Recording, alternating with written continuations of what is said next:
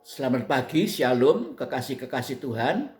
Renungan singkat firman Allah pada pagi hari ini adalah mengatasi problem dengan kebenaran. Kita akan membaca 1 Yohanes pasal 1 ayat yang kelima dan 6 lebih dulu.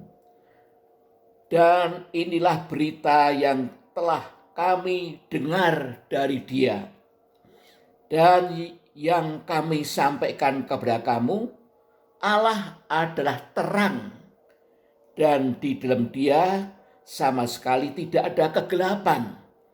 Jika kita katakan bahwa kita beroleh persekutuan dengan Dia, namun kita hidup di dalam kegelapan, kita berdusta dan kita tidak melakukan kebenaran.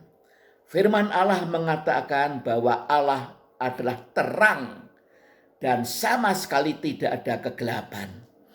Puji nama Tuhan. Jika kita mengatakan bahwa kita beroleh persekutuan dengan Dia, dengan Allah, dengan Bapa yang di surga, tetapi kita hidup dalam kegelapan, kita berdusta dan kita tidak melakukan kebenaran. Jadi kegelapan itu berarti tidak melakukan kebenaran. Seringkali kita merasa sudah memiliki persekutuan dengan Bapa yang di surga. Karena apa?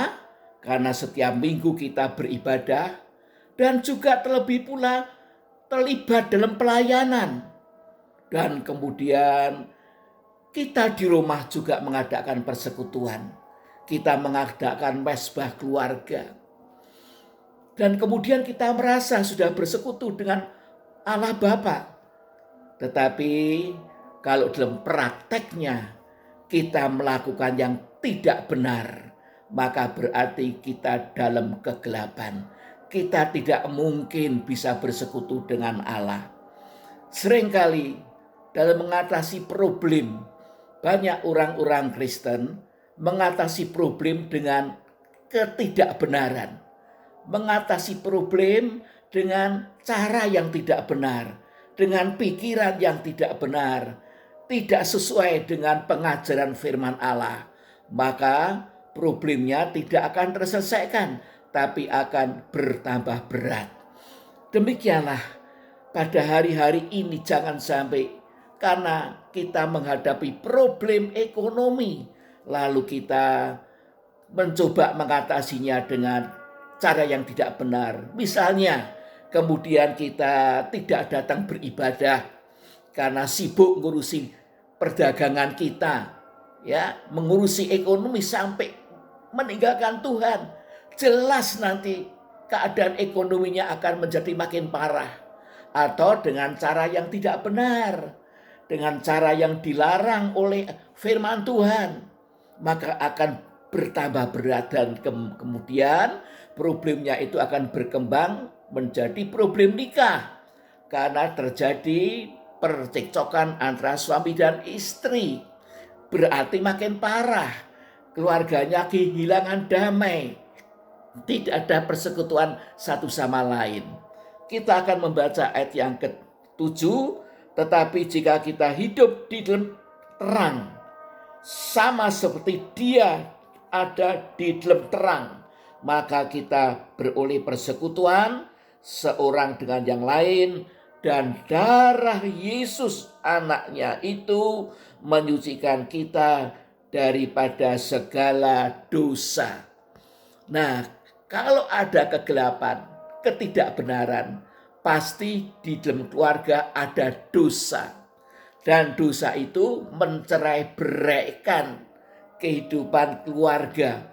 Oleh karena itu harus cepat diatasi, harus cepat berdamai satu sama lain, mengakui kesalahannya, yang salah mau mengakui kesalahannya dengan tulus, dengan jujur, dengan rendah hati, yang benar mau mengampuni yang salah, bersedia mengampuni yang salah. Sampai tuntas persoalannya diselesaikan, pasti Tuhan buka jalan, kemudian bersekutu satu sama lain. Darah Yesus menghapus segala dosa kita.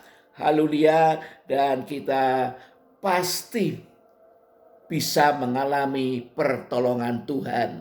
Puji nama Tuhan, tetapi kalau kita tidak mau berdamai, kita mengabaikan peranan darah Yesus, maka problem kita akan menjadi makin parah. Keluarga kita bisa hancur, masa depan kita bisa hancur, anak-anak kita bisa hancur. Karena apa? Di dalam keluarga telah menolak pekerjaan darah Kristus. Mari kita berdamai satu sama lain dan kemudian kita datang beribadah kepada Tuhan dengan rajin dan setia mencari kebenaran firman Allah untuk dilakukan. Sekian renungan singkat firman Allah pada pagi hari ini.